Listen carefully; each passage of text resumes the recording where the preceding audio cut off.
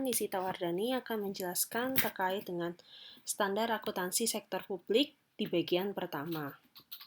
Dalam bahasan kali ini kita akan belajar 3 hal. Yang pertama ada standar akuntansi pemerintahan, yang kedua terkait dengan kendala-kendalanya, yang ketiga terkait dengan proses dalam penyusunan standar akuntansi pemerintahan itu sendiri.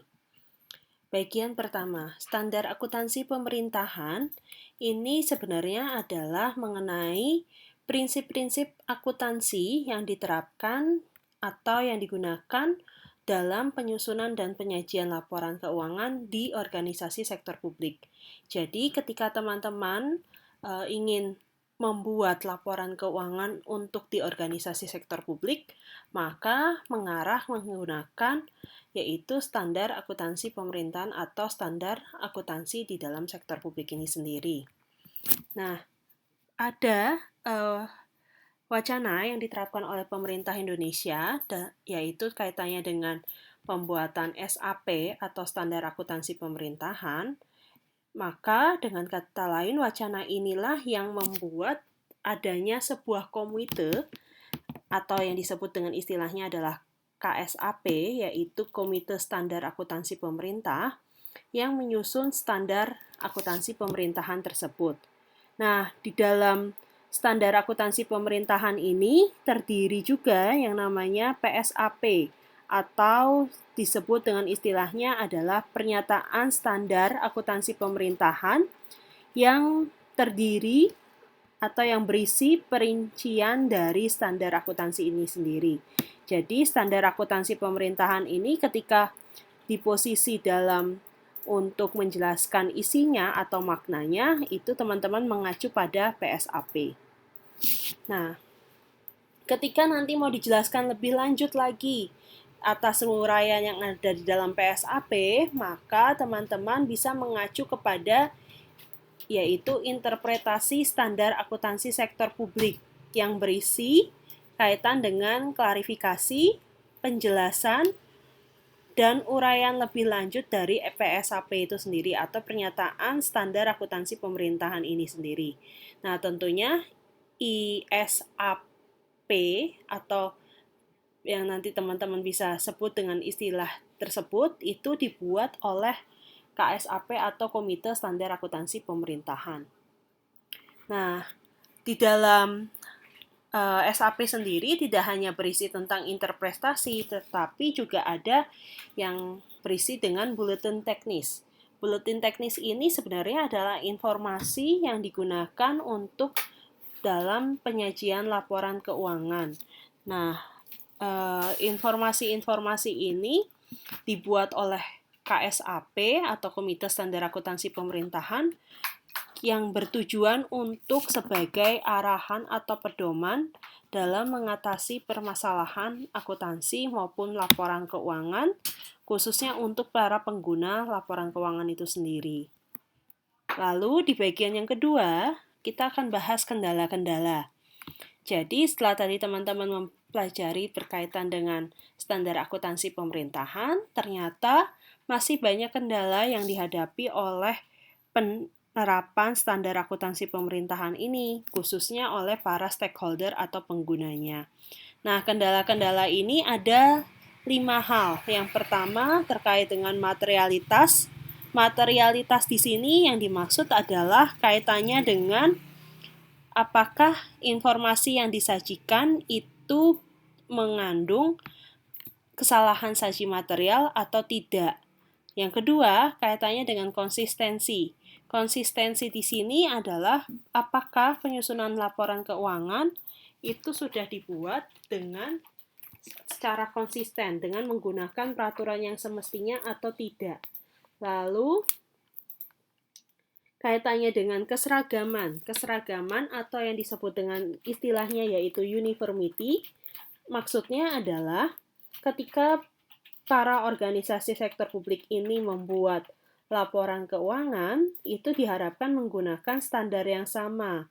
Standar yang sama yaitu standar akuntansi pemerintahan atau standar di dalam akuntansi sektor publik yang nantinya digunakan untuk sebagai prosedur akuntansi, lalu konsep pengukurannya, bisa mengklarifikasi, serta metode dan dalam pengungkapan dan format yang lebih seragam. Jadi ketika para organisasi sektor publik ini membuat laporan keuangan, tentunya diharapkan menggunakan standar yang sama agar bisa diklarifikasi benar tidak sih pengukuran aset itu diukur dengan metode seperti ini. Lalu apakah benar untuk bagian yang namanya biaya itu diakui dengan menggunakan format yang demikian. Nah, selain itu ada masalah yang keempat yaitu keterbandingan. Jadi ketika masalah uniformity itu sudah bisa ditetapkan atau tidak sesuai dengan keseragaman standar akuntansi yang ada, maka dengan kata lain, ketika organisasi sektor publik ini membuat sendiri-sendiri penyusunan laporan keuangannya, maka masalahnya yang timbul adalah tidak bisa dibandingkan dan antara organisasi satu dengan yang lainnya. Maka maksud dari konsep uniformity itu adalah membuat keseragaman standar agar bisa dibandingkan benar atau tidaknya, sesuai atau tidak, dan formatnya sudah ditepati atau belum. Tetapi ketika dia tidak membuat laporan sesuai dengan format yang ada atau peraturan yang ada, maka tidak bisa dapat dibandingkan. Yang terakhir, kendalanya adalah ketepatwaktuan. Ketepatwaktuan ini juga menjadi masalah di dalam pelaporan. Kenapa? Karena masih banyak informasi atau penyusunan laporan keuangan tidak sesuai dengan waktu yang telah ditentukan, sehingga para pengambil keputusan atau stakeholder menjadi kesulitan untuk mengambil keputusan karena tidak adanya laporan yang tepat waktu. Nah, yang terakhir dalam bahasan kali ini adalah proses penyusunan SAP. Proses penyusunan SAP ini sendiri melalui beberapa referensi. Yang pertama mulai dari IFAC, terus kemudian ada IASC, IMF, FASB, GASB, lalu pemerintah Indonesia, yaitu melalui peraturan-peraturan ataupun perundang-undangan. Lalu yang terakhir adalah organisasi profesi lainnya. Nah, untuk organisasi profesi lainnya ini bisa dalam bentuk organisasi yang membidangi di bagian keuangan, akuntansi maupun audit pemerintahan.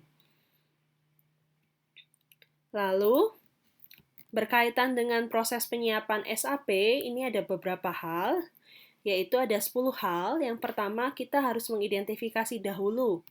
Identifikasi di sini maksudnya apa? Yaitu berkaitan dengan topik-topik akuntansi dan pelaporan yang berkembang untuk menyusun adanya proses dari SAP ini sendiri. Nah, ketika topik ini sudah ditentukan, maka KSAP atau Komite Standar Akuntansi Pemerintahan akan membentuk kelompok kerja yang khusus untuk mengidentifikasi topik apa sih masalahnya ada di bagian mana. Lalu, kemudian ada juga kaitannya dengan riset.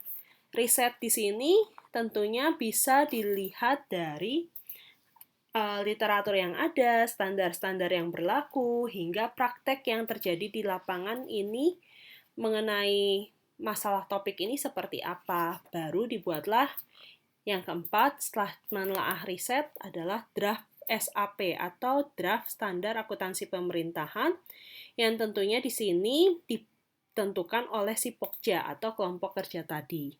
Lalu Pokja menyerahkan kepada komite kerja untuk dibahas draftnya sudah sesuai belum. Nah, untuk membahas hal ini, maka dilakukan pendekatan dengan bagian BPK atau Badan Pemeriksa Keuangan untuk menyamakan persepsi di antara